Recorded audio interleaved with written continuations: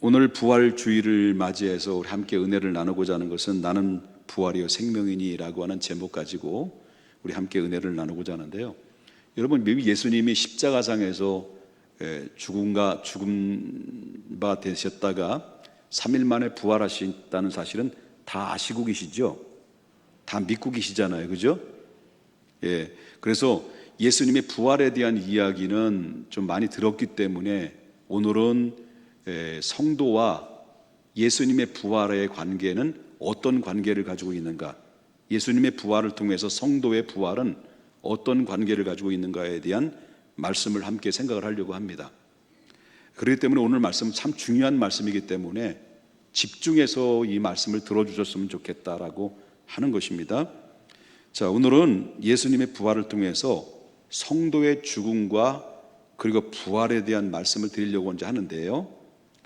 본문을 보게 되면 예수님께서 특별하게 사랑한 가족이 있었습니다.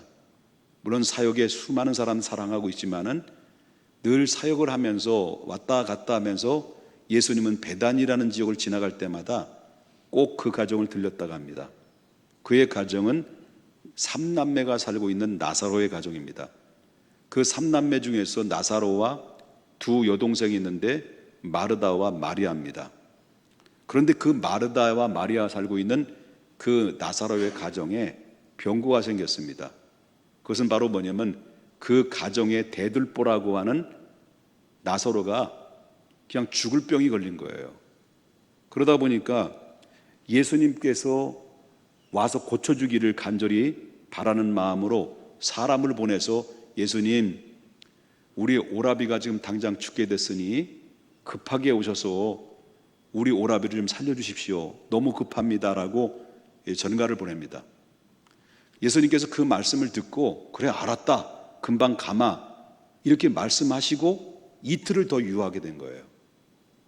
빨리 가지 않으시고 더 지체를 하게 된 거죠. 그러는 사이에 나사로가 죽어버린 거예요. 그리고 장사를 치른 거예요. 그리고 예수님은 이 사실을 알고 있으면서도 더 유하고 있다가 지체하고 있다가 예수님의 한참 지난 다음에 제자들과 그 나사로의 집으로 가는 가운데 제자들에게 이런 얘기를 해요. 11절의 중반절에 보니까 우리 친구 나사로가 죽었다라는 겁니까? 잠들었다라는 겁니까? 잠들었도다. 그러나 내가 깨우러 가노라. 이미 죽었어요, 나사로는. 근데 예수님은 잠들었다는 거예요. 그 잠들었던 나사로를 깨우러 간다, 그 말씀을 하고 있거든요. 그러면서 나사로 집으로 갑니다.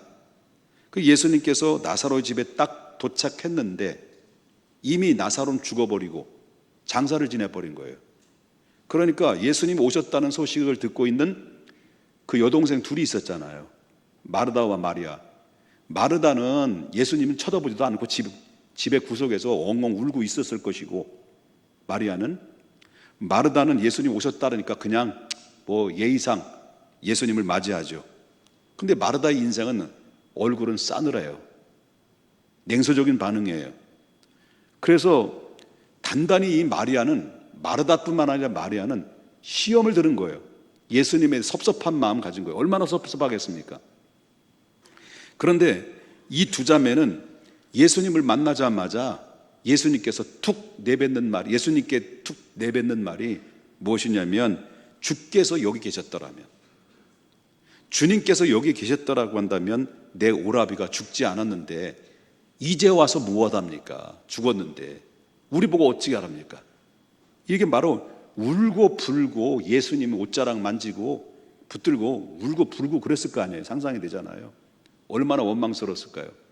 예수님은 기적의 주님이고 능력의 주님이고, 그래서 얼마든지 가능하다는 것을 손만 얹어서 와서 기도만 하셨다면 예수님께서 우리 오라비를 고쳐줄 수 있는 건데 늦게 오셔서 이미 죽었는데 무슨 소용이 있겠습니까? 이제 끝났는데 하고 원망한 거죠. 자, 이 말을 듣고 있었던 예수님이 이렇게 대답을 해요, 마르다에게. 23절입니다. 예수께서 이르시되 내 오라비가 뭐라는 거예요? 다시 살아나리라. 그러자마자 그 말을 듣고 있었던 마르다가 그 말을 듣고 믿어질까요? 이미 죽었는데. 그러니까 뭐예요? 이랬을 거 아니에요. 뭐 이랬을 거 아니에요. 그렇잖아요?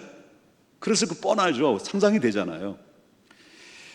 그러니까 그러면서 이 마르다가 하는 얘기가 픽픽거리면서 틱틱거리면서 24절을 툭 던져요.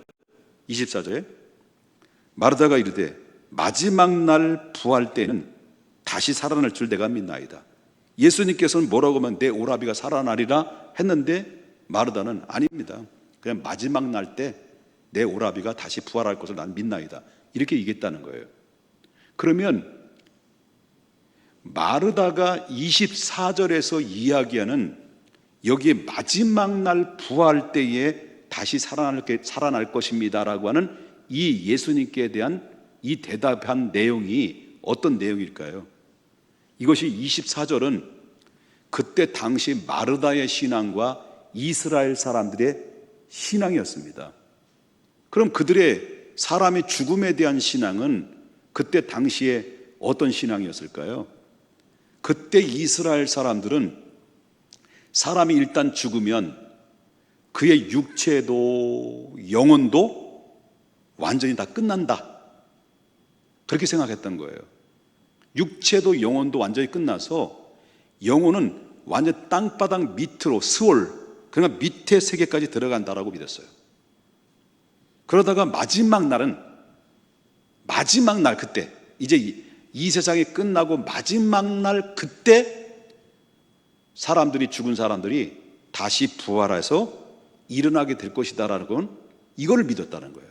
유대인들이. 그럼 마르다도 그렇게 믿었다는 거예요. 그런데 예수님은 아니다는 거예요. 아니다. 그게 아니다. 사람이 죽어서 완전히 끝났다가 마지막 날 부활하는 것이 아니라 그게 아니다 라고 하시면서 25절에 예수님께서 뭐라고 말씀하셨냐면 예수께서 이르시되 뭐라는 겁니까? 나는 부활이요 생명이니 나를 믿는 자는 죽어도 어떻게 된다는 거예요? 죽어도 산다라는 거예요. 아예 죽어서 끝나는 게 아니고 믿자마자 죽어도 산다는 거예요. 그러면 예수님의 말씀은 사람이 죽으면 육체도 영혼도 완전히 죽어서 무의식 속에서 있게 된다는 말씀이 한 것이 아니에요. 26절에 보면 나를 믿는 자는 죽어도 어떻게 된다는 거예요? 살겠고 무릇 살아서 믿는 자는 영원히 죽지 아니하리라고 말씀합니다. 이 말씀의 의미는 굉장히 중요합니다. 예수 그리스도를 믿다가 죽으면 그 영혼은 무의식 속에서 있는 것이 아니라 그 의식은 그대로 여전히 살아있다는 거예요. 그리고 마지막 날 그리고 부활한다는 얘기인데 그 죽자마자 예수 믿다 죽자마자 그 영혼은 살아서 어딘가 간다는 얘기예요. 영혼이 그냥 아예 끝나는 게 아니라 이 말씀을 그대로 우리 한번 이해를 한다면 이 말씀이죠. 나사로가 죽었어요. 근데 죽었는데 아예 죽은 거냐 아직도 살아있느냐 그 얘기거든요. 이걸 더 쉽게 말한다고 한다면 육체는 이미 죽었지만은 그 영혼 육체도 영혼도 함께 죽은 것이 아니라 바로 그 영혼은 아직도 뭐 했다는 거예요? 살아있다는 얘기예요. 그리고 그 영혼은 어떤 장소로 가 있다는 얘기예요. 나사로가 죽었지만 죽음과 함께 동시에 육체와 영혼이 무의식 속에 완전히 사라지는 것이 아니라 죽음과 동시에 그 영혼은 의식 속에 어딘가에 들어갔다는 얘기예요. 예수님이 그렇게 말씀하시는 거예요.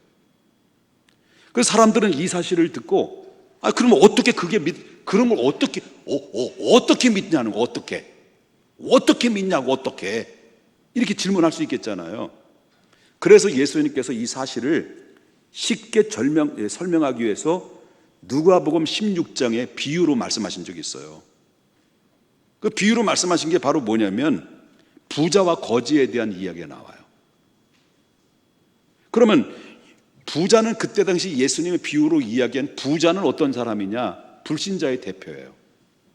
그리고 거지 나사로는 어떤 대표예요? 신자의 대표예요.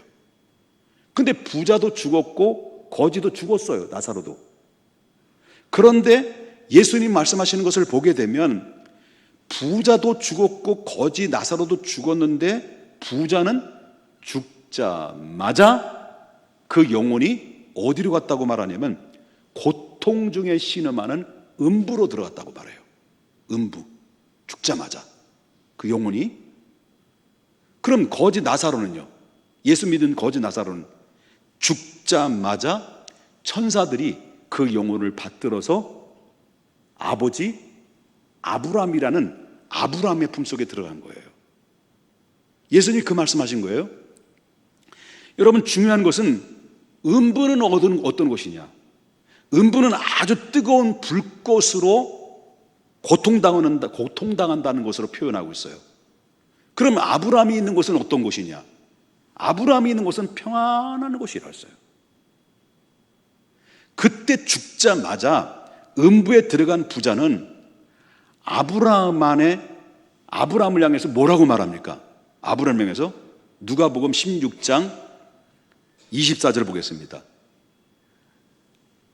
불러 이르되 뭐라고 말합니까? 아버지 아브라함이여, 아버지 아브라함이여 하고 아버지 아브라함을 부른 거예요. 이미 죽었어요. 부자가 음부 가운데 고통당하고 있어요. 근데 이 죽은 이 부자가 지금 아버지 아브라함이여라고 부르는 것은 지금 아예 무의식에 지금 의식이 있다는 거예요. 의식이 있는 거예요. 죽었는데 그 영혼은 음부 가운데 들어가서 저만치 보여지는 죽은 나사로가 아버지 품속의 낙원에서 쉬고 있는 가운데 그 안에 누굴 발견했냐면 오래전에 죽었던, 수천 년에 죽었던 아브라함이 그곳에 있는 거예요. 부자가 그것을 본 거예요. 그러면서 아버지 아브라함이여 라고 부른 거예요. 부자가. 자, 그렇다면 음부 가운데 아버지 아브라함이여 라고 부를 때 그때 아브라함은 그 부자가 불렀을 때 그 아브라함을 부른 그 모습을 보면 아브라함은 지금도 살아있다라는 거예요. 살아있다는 거예요. 살아있다는 거예요. 어디에서? 낙원에서. 그러면 아브라함은 그때 당시에 몇 년 전의 사람이에요? 예수님보다도 수천 년 전의 인물이었어요. 이미 죽은 사람이에요. 그래서 여러분 알다시피 이 사람은 죽어서 육체는 썩어서 아주 흔적조차 없는 것, 흔적조차. 그런데 아브라함의 영혼은 지금 어디 있다는 거예요? 하나님의 영원한 생명을 누리는 낙원에 있다는 거예요. 그걸 누가 발견한 거예요? 불신자 대표인 부자가 음부에 들어가서 낙원에 있는 아브라함을 발견한 거예요. 아멘입니까? 그러면 사람이 죽으면 끝나는 것이냐? 아니에요. 한 번 죽는 것은 사람에게 정하신 위치요, 그 외에는 뭐가 있다는 거예요? 심판이 있다는 거예요. 이걸 믿어야 돼요, 여러분. 그걸 어떻게 믿어? 죽어봐야 알지. 그 죽어봐, 그러면. 죽어보면 알지. 그래서 그것도 의심이 되면 그러면 실제 있었던 이야기를 한번 말씀드려 보겠습니다. 자, 누가복음 23장에 보게 되면 예수님이 십자가상에서 못 박히실 때 예수님 혼자 십자가상에서 못 박힌 것이 아니라 일생 동안 강도짓만 해가지고 흉악범이 양쪽 옆에 같이 십자가에 달렸어요. 근데 그 중에 양편에 십자가에 달린 한 편의 강도가 자기 죄를 회개한 거예요. 그리고 이 예수님이 메시아다, 인류를 구원할 메시아다라는 것을 그는 그 안에서 영안이 딱 열린 거예요. 우리는 죄가 있지만 당신은 죄가 없습니다. 당신은 하나님의 아들입니다. 당신은 인류를 구원할 메시아로 오셨습니다라는 것을 이 한편의 강도가 눈을 열은 거예요. 그래서 죽기 일보 직전에 숨이 깔딱깔딱할 그 죽음 임박한 그 순간에 이 한편의 강도는 누가복음 23장 42절에 명확하게 신앙의 고백을 하지요. 뭐라고 고백합니까? 이르되 예수요, 예수요, 당신의 나라에 임할 때 누굴 기억하라는 거예요? 나를 기억하소서. 회개한 거예요. 죽기 일보 직전에. 얼마 있다 죽었지요. 죽기 전에 그 말을 들었던 예수님이 그 고백을 듣고 뭐라고 말씀하시냐? 누가복음 23장 43절에 예수께서 이르시되 내가 진실로 내게 이르노니. 언제? 오늘 내가 나와 어떻게? 함께. 어디에 있을 거라는 거예요? 나골에 있을 것이다. 그렇다면 한편의 강도가 죽자마자 그의 영혼이 예수님과 함께 어디 갔다는 얘기예요? 낙원에 간 거예요. 이 사실을 믿으십니까? 그렇다면 예수님 말씀이 진리라고 한다면 우리 모든 믿는 그리스도인들이 죽음으로써 끝나는 것이 아니라 죽음과 동시에 그 영혼은 어디로 간다는 이야기예요? 낙원에 간다는 얘기예요. 이 사실을 분명히 믿으셔야 됩니다. 분명히 믿으셔야 돼요. 낙원에 간다. 그러니까 결국 뭐냐면 나는 부활이요 생명이니 나를 믿는 자는 죽어도 산다라고 하는 말씀은 예수 그리스도 안에 있는 사람들은 비록 살다가 육체는 죽었을지라도 죽자마자 그 영혼의 생명은 바로 그대로 유지된 상태 속에서 낙원에 들어간다. 예수님 말씀이 그대로라고 한다면, 진리라고 말한다면 그 말대로 사실일 것입니다. 그렇다면 여기서 질문이 있겠죠. 질문이, 우리가 죽으면, 우리의 죽음은 뭐 어차피 죽는 건 이해한다는 거예요. 우리 몸은 한 점의 흙으로 들어가고 영혼과 육체가 분리돼서 영혼은 낙원에 가면 그 낙원에도 천국 같은 똑같은 개념이기 때문에 영원히 낙원에 살면 되는 것이지 꼭 굳이 부활할 이유는 뭐가 있겠습니까? 그냥 그대로 살면 되지. 이렇게 질문할 수가 있겠잖아요. 그죠? 질문할 수 있잖아요. 그런데 말이죠, 우리가 꼭 알아야 될 것이 있습니다. 그것은 바로 뭐냐, 하나님의 우리를 향한 구원의 계획은, 예수 그리스도를 통해서 구원하시려는 그 계획은 바로 뭐냐면 단순히 우리를 영적인 구원, 그냥 죽은 다음에 낙원으로 보내는 목적이 아니에요. 우리를 구원하시는 그 구원의 계획은, 하나님의 계획은 영원한 영적인 구원과 육적인 구원이 완전한 구원을 이루는 것이 하나님의 계획이거든. 우리가 마지막 날 천국에 들어갈 때는요, 바로 영적인 세계만 있는 곳이 아니에요. 우리가 천국에 들어갈 곳은요, 마지막 날, 하나님의 마지막 날 우리가 들어갈 천국은요, 마지막 때가 되면 반드시 세 가지가 이루어진다고 요한계시록 22장에 얘기했거든. 그러면 마지막 때가 되면, 지금 우리는 마지막 때가 아니잖아요. 이제 마지막 때가 되면 하나님 예수님이 재림하시고 다시 오셔서 이제는 산자와 죽은 자를 심판하시기 직전에 하나님이 무엇인가 계획을 하시는데, 지금 세 가지인데 우리가 살고 있는 이 땅과 이 세계는 모두 철거되는 거예요. 왜? 인간이 죄로 인하여 모든 만물들이 타락된 거예요. 그래서 여러분 로마서 보면 모든 만물들이 주님이 빨리 오시기를 탄식하며 기다린다고 할 정도로 인간이 죄로 만드는 이 모든 자연 만물 천지 모든 세계가, 여러분 우리가 이 지구의 생명이 얼마나 남았다고 생각합니까? 기름은 퍼먹으면 얼마나 퍼먹겠습니까? 언제 핵폭탄이 터질는지 위기 잖아요. 우리 지구의 수명이 얼마나 나니까.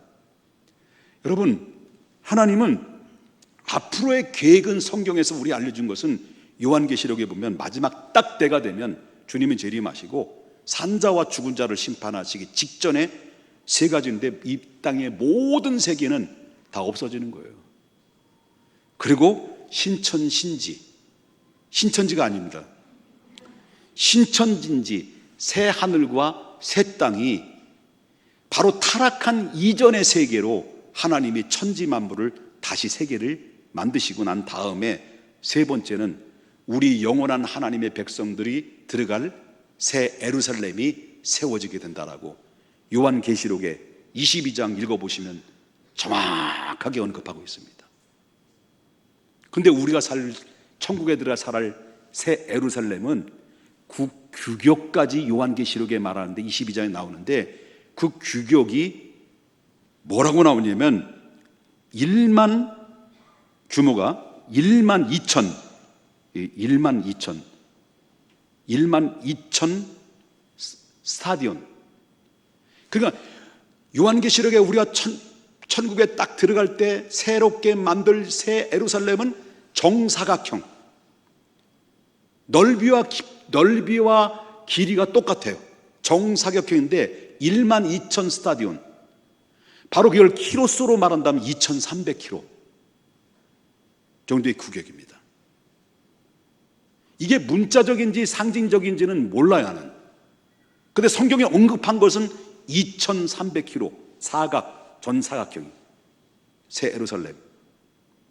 그래서 마지막 때가 되면 우리가 천국에 들어가게 딱 알맞게 바로 뭐냐면 신령한 몸으로 부활해야만이 천국에 들어가서 새 예루살렘에 살 수 있도록 하나님이 이미 계획 속에 세팅을 다 하는 거예요.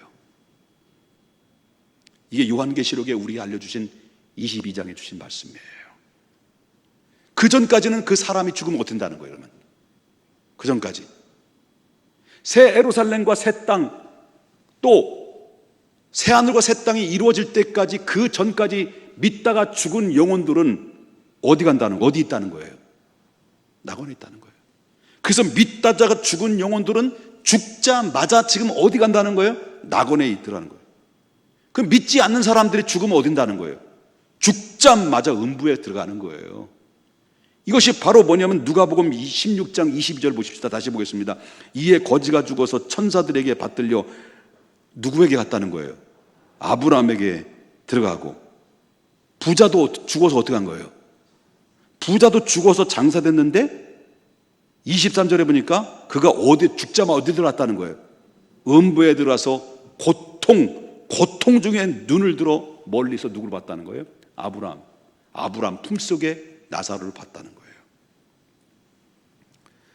근데 믿는 사람들이 죽으면요,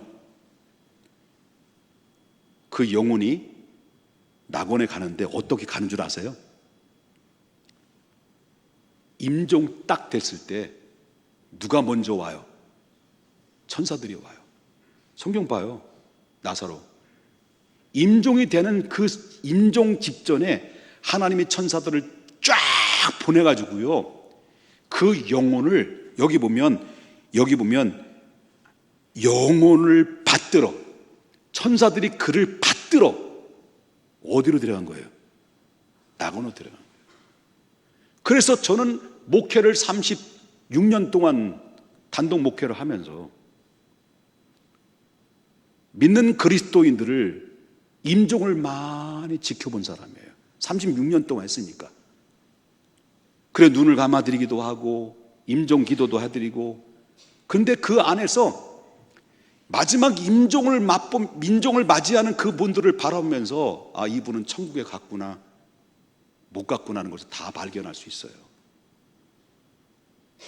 사람이 임종이 보면 눈이 열리게 돼 있어요. 영적인 세계가 활짝 열리게 돼 있어요.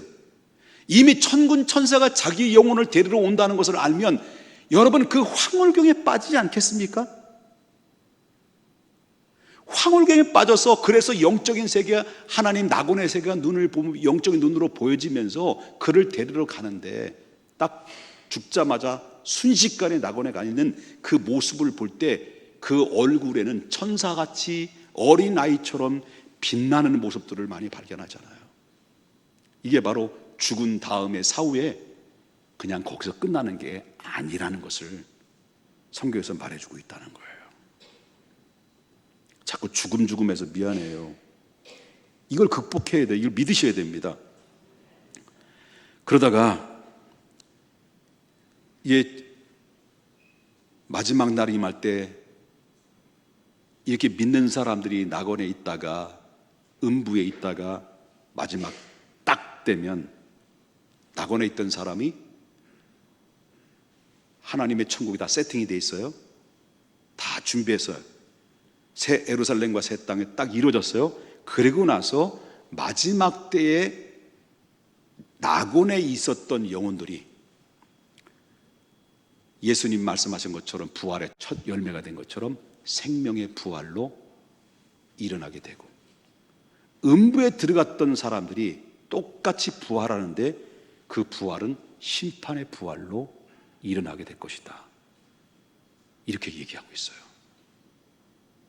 그리고 난 다음에 성도는 생명의 부활로 부활한 성도들은 하나님이 준비해 놓은 영원한 천국에 들어가는 거고, 그리고 심판의 부활로 일어난 영혼들, 불신자들의 영혼은 영원히 꺼지지 않는 불못에서 영원토록 고통을 당하게 될 것이다라는 것이 성경에서 단언하게 말씀하시고 있는 내용이라고 하는 것입니다. 그러므로 사람이 죽으면 육체와 함께 끝나는 것이 아니라 낙원에 있든 음부에 있든 둘 중에 반드시 들어가게 된다는 것. 이 사실을 못 믿으니까 그래도 예수님 이 사실을 그래도 못 믿겠어요. 그래도 못 믿겠어요. 죽으면 끝나는 거지 뭐.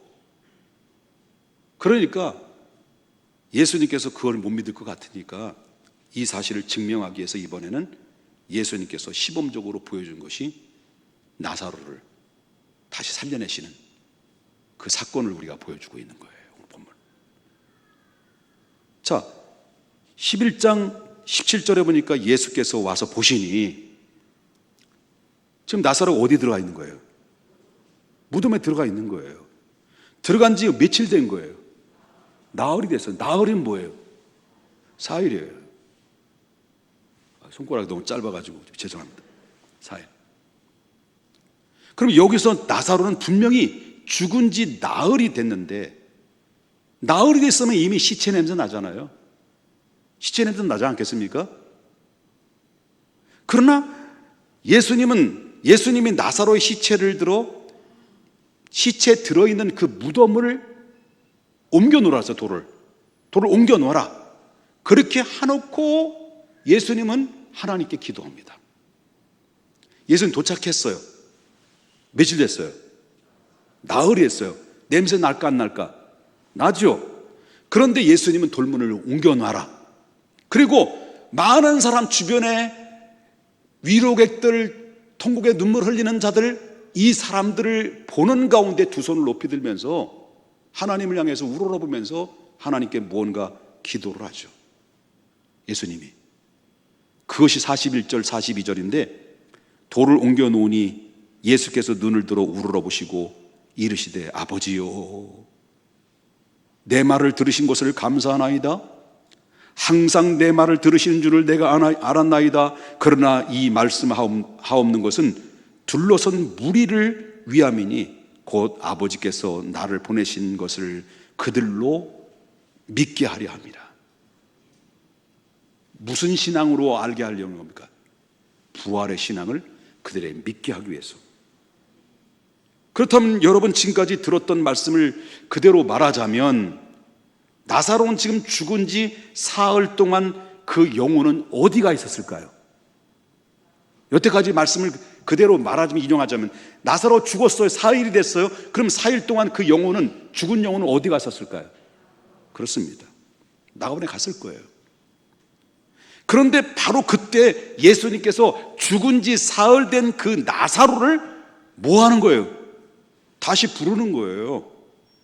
그리고 큰 소리로 말하면서, 바로 여기서 봅시다. 43절 44절 이 말씀하시고 큰 소리로 나사로야,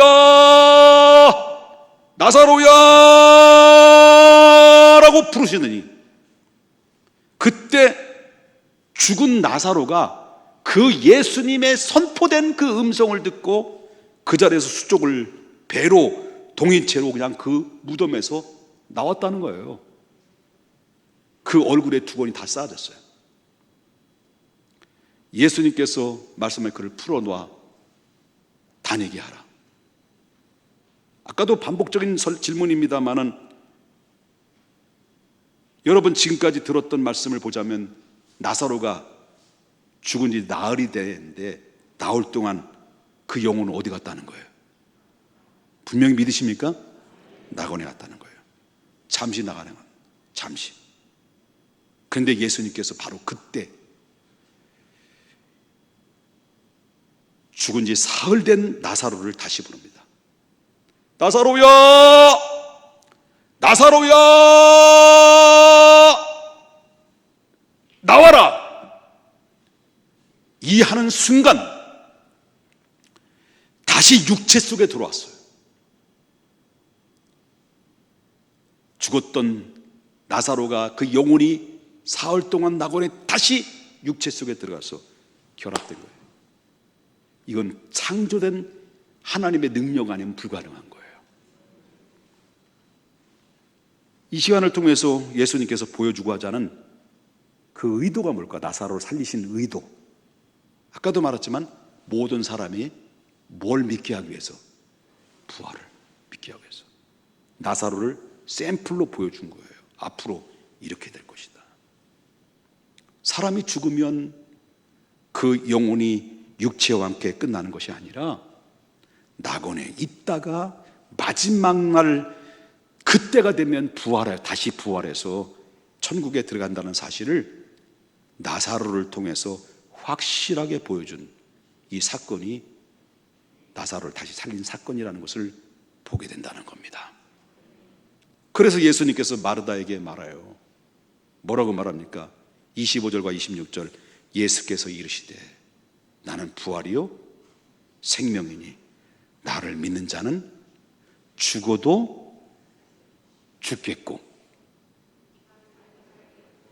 나를 믿는 자는 죽어도 아예 죽겠고 살겠고 무릇 살아서 나를 믿는 자는 영원히 죽지 아니하리니 이것을 내가 믿느냐?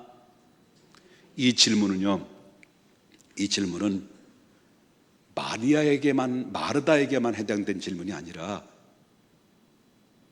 저와 여러분이 예수 그리스도를 영접한 하나님의 백성인 저와 여러분에게도 똑같은 질문을 지금 하고 있는 거예요. 사랑하는 나의 평택중앙교회 성도들아, 나는 부활이요 생명이니 나를 믿는 자는 죽어도 산다는 것을 믿느냐? 그 얘기를 들었던 마르다가 그 말씀을 듣고 이르되 27절 주여 그러하외다. 주는 그리스도시요 세상에 오시는 하나님의 아들이신 줄을 내가 믿나이다. 여러분, 사람은 죽지 않기를 바라요. 그러나 분명한 것은 알을 것은 사람은 죽음을 피할 수가 없어요. 왜 죽습니까? 인간이 죄로 말미암아 죽었어요. 죄로 말미암아 죽을 수밖에 없는 거예요. 피할 수 없는 거예요. 그러나 다행히 우리 하나님이 우리를 불쌍히 여기셔서 죄로 말미암아 죽을 수밖에 없는 영혼을 구원하기 위하여 독생자를 주셔서 저를 믿는 자마다 멸망치 않고 영생을 얻게 되는 기회를 십자가를 통해서 완성해 주셨기에, 만약에 예수님이 오시지 않았다고 한다면 우리는 그대로 결국 인생은 죽음과 함께 동시에 다시 구원받을 만한 기회는 얻을 수 없는 것이죠. 그래서 우리는 분명히 알아야 될 것입니다. 우리는 나그네라는 사실을. 나그네는 우리가 살고 있는 세상이 잠깐 왔다가 떠나는 곳입니다. 여러분, 우리가 사는 것이 이 땅에 얼마나 더 살 수 있겠습니까? 천년 만년 살 수 있습니까? 아닙니다. 인생은 다 죽습니다. 그리고 우리가 살고 있는 이 땅은 잠깐 왔다 거쳐가는 장소예요. 우리가 영원히 살아야 될 하나님 나라는 하나님이 이미 다 세팅했다는 거예요. 다 준비했다는 거예요. 그러다가 죽어가는 인생의 가장 위대한 그래서 그러므로 위대한 복음의 소식이 뭘까요? 나는 부활이요 생명이니. 예? 나는 부활이요 생명이니. 예수님이 부활하시고 우리의 생명을 주셨으니 누구든지 나를 믿으면 죽었다 할지라도 그 영혼은 어디로 갔다가? 낙원으로 갔다가 마지막 때 생명의 부활로 하나님의 준비해 놓으신 영원한 천국에 들어간다. 이 사실을 믿어야 돼. 할 때 우리는 아멘 하고 고백해야 되는 거예요. 죽어봐야 알지. 그냥 죽어야 돼요. 그래도 못 믿겠다고 죽어봐요. 그 책임은 이젠 당신의 책임이지 하나님의 책임이 아니에요. 기회는 우리가 이 하나님의 진리의 말씀을 믿어 오늘 밤 이 세상에 우리가 떠난다 하더라도 우리의 영혼이 하나님의 낙원에서 눈을 뜰 수 있다라고 하는 이 어마무시한 기회는 내일이 아닙니다. 기회가 내일이 아닙니다. 바로 당신에게 지금 계속해서 기회를 주고 있는 기회는 내일이 아니라 바로 지금 이 순간인 것을 믿으셔야 된다는 거예요. 예수님은 지금 낮이라고 그랬습니다. 밤이 아니라고 그랬습니다. 낮에 일을 해야 돼요. 지금 일을 해야 돼요. 우리가 구원받을 수 있는 기회는 바로 죽은 다음이 아닙니다. 살아있을 때만이 가능한 겁니다. 내 생명에 붙어 있을 때만 가능한 것입니다. 그렇기 때문에 여러분 알다시피 부자가 죽었습니다. 음부에 들어갔습니다. 고통적인 신음하고 있습니다. 그래서 너무 고통스러우니까 그 낙원에 가고 싶어도, 예수를 믿고 싶어도 하나님의 살아계신 것을 믿어요. 이미 끝났어요. 믿는 끝났어요. 죽었으니까 끝났어요. 그러니까 너무너무 고통스러워서 저 낙원에 있는 이 나사로를 아버지 아브라함이요 나에게 보내주셔서 새끼손가락에 물을 찍어서 내 혀를 한 방울만 떨어뜨려서. 너무 고통스럽습니다. 그러나 이미 끝난, 기회를 줬으나 믿을 수 있는 기회마저 저버리고 죽음은 그만이지 라고 끝까지 부정하다가 음부에 쳐들어가서 거기서 이제 슬피 울며 이를 가는 가운데 있어도 눈에 뻔히 보이는 가운데서도 아브라함 품에 있는 나사로를 보내려고 해도 못 보내는 거예요. 끝난 거예요. 구원받을 기회는 우리가 목숨이 있을 때 바로 지금 이 순간인 것을 믿으셔야 됩니다. 버티지 마세요. 더 이상 고집 부리지 마세요.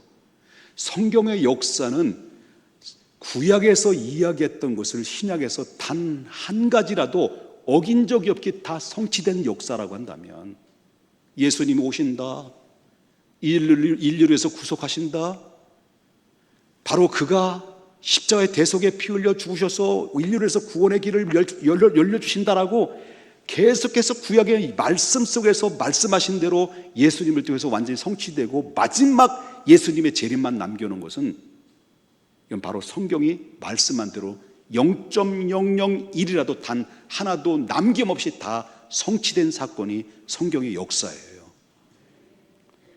그렇다고 한다면 죽으면 끝나는 것이 아니라 지금 예수 그리스도의 부활의 첫 열매가 되어줌으로, 그분의 생명이 되어줌으로 우리가 주님 오실 그날 때까지 믿음으로 영접하고 부활의 신앙의 삶을 살아가고, 우리 모두 함께 천국에서 눈을 떠 영원한 준비한 새 나라 새 땅인 하나님 나라에 들어가서 산자와 죽은 자를 심판할 때 죽은 자가 아닌 산자의 주인공들이 다 될 수 있기를 주님의 이름으로 축원합니다. 거룩하신